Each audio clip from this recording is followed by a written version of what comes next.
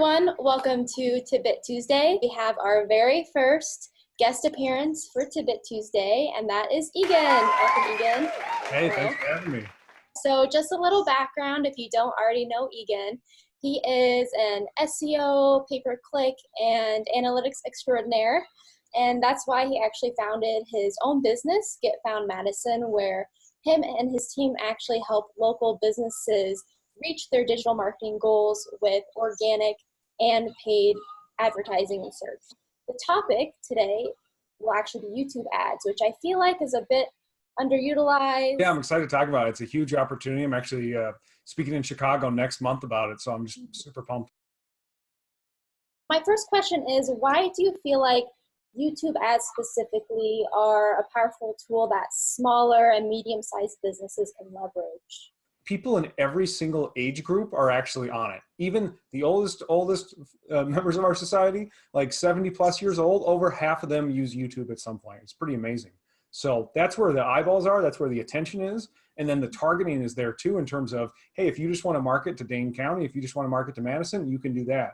If we're just looking at Wisconsin, upper Midwest, we can. If we're going national, international, all those options are there. And so you've kind of got the whole gamut of targeting, and then you've got people's attention there, obviously.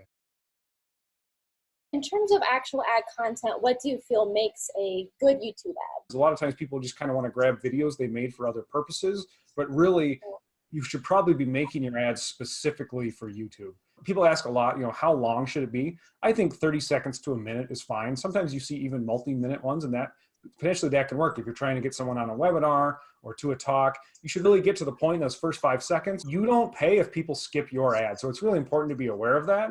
And people have 5 seconds to make that decision. And by the way, you don't get charged till the 30-second mark. So even if someone skips you at 25 seconds and you have a 1-minute long video, it still didn't cost you anything. So what I encourage clients to do, and what I'm doing with my businesses, is basically you make those first 5 seconds as engaging as possible, and you try to grab them, and you kind of use all the principles of persuasion and psychology and marketing, where it's here's why this matters to you. Want to find out more? Go past the 5-second skip, basically. Not being charged until this 30-second point, is there, like, let's say you end up having a 1 or 2-minute long ad, is there almost like a tiered pricing approach, or is it all or nothing? People make it to that 30 seconds or they don't. There's different kinds of ads you can bid on, but I think the most common one is that 5-second skip one. And so those ones are, if your video is under 30 seconds, say you have a 25-second video, you just get charged at the full length. If they watch the full ad, then you get charged. But it is cost per view. So if it's over 30 seconds, once that 30-second mark gets hit, you get charged. And by the way, when we talk about you get charged, it's like 5 cents. I mean, obviously there's a work of creating these videos, but it seems like a really cost-effective way to get your name out there. Yeah, we really try to focus on, for our business and for our clients, what we call like direct marketing of, hey, take a call to action, or like do a call to action, come to our site, sign up for something. Not necessarily you have to buy anything, but just here's a free webinar, here's whatever it is. We want to take them to the next level, right? That's direct response marketing. But there's this whole other piece, which is just branding of, we want people to be aware of us. And I think this is a fabulous opportunity for that. If people are interested in setting up a YouTube ad for their own organization, what's kind of the process there? What would be the first step? So there's the video creation, there's shooting the video, there's kind of scripting it and editing and things like that. I'll put that to one side. And then the other piece is kind of the promotion, the running the ad piece.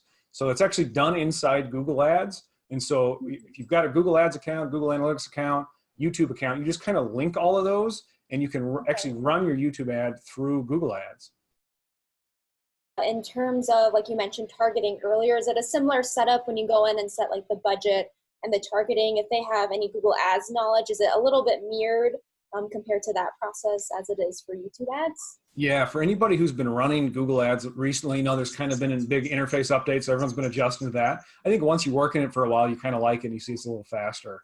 So it is in there. So if you're running search ads at all, you'll be familiar with it. If you've ever run Google display ads, it's all kind of a piece there. But I think where the money's really at is remarketing. So most people who go to your website do not do the thing you want them to do.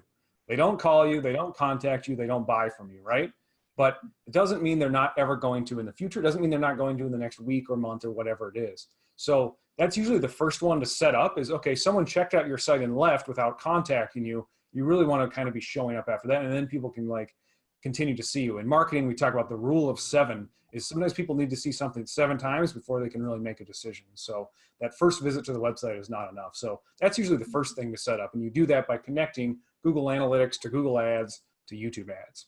And then the other one that's super powerful that I just think is so untapped is Google owns YouTube, right? That's why YouTube ads are inside Google ads. And so you can now use people's past search history, their recent search and browsing history to target them with ads. So if it's even theoretically possible that you say, if they go to my competitors' websites, I want to start showing them YouTube ads. If they search for, in my case, SEO services, digital marketing services, Google Ads services, I can just start showing up to them on YouTube. And that's extremely powerful. So we can be targeting people who came to our site and left, or people who are in the market for what we sell. That's where I start every time. Out of all this information, I guess if viewers could take one little tidbit away with them about YouTube ads, what do you think the key thing they should remember would be? I think it's really time to test. I think if you don't test a YouTube ad in 2019, you're really missing out. They're as cheap as they're ever going to be. It's sort of like how Google ads started to get expensive because everybody figured out it's really important to be at the top of Google when people search for what I do. Who knew, right? That's the phone book now. So as that got bid up, it got more expensive. And then for quite a while, it was really all about Facebook of, hey, I can get cost per click on Facebook, sometimes a quarter and cheaper. Everybody piled on, and now it's a couple dollars a click there, and it's hard to stay profitable. This is the next big opportunity. And so if you wait another year or two, it may not be as large of an opportunity anymore. Like that, the cost is only going to increase. So the sooner you do it, the better deal you're going to get. Well, those were all of my questions. That doesn't mean the conversation has to end. I would love anyone watching this to continue the conversation down in the comments. Of course, feel free to reach out to Get Found Madison directly as well. They're super knowledgeable about all of this stuff, so I know they'd love to hear from you. And Egan, thanks again so much. This was really insightful. I had a lot of fun. I'm glad you were able to actually take the time and go through YouTube ads with me. Right on. Thanks, Elise. Appreciate it. Awesome. All right. See you next week, everyone.